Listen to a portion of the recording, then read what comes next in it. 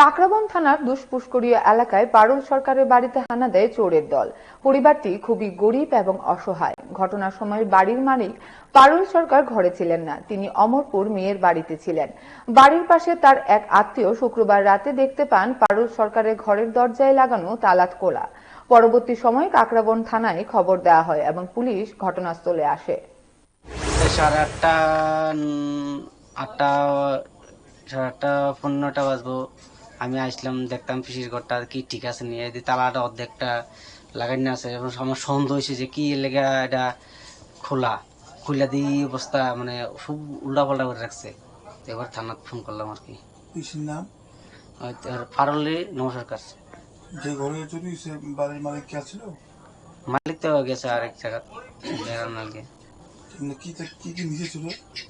আমার সঠিক কইতে পারি না, মনে করেন মালিক তো ঘরে নাই। মালিক তোমার কি লাগে? কৃষি। এটা কটার সময়, মেন টাইমটা কটার সময় চুরি হয়েছিল? 9টা বাজবো বরাবর।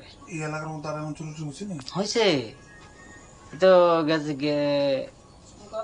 গত 2 দিন আগে তো চুরি হয়েছিল।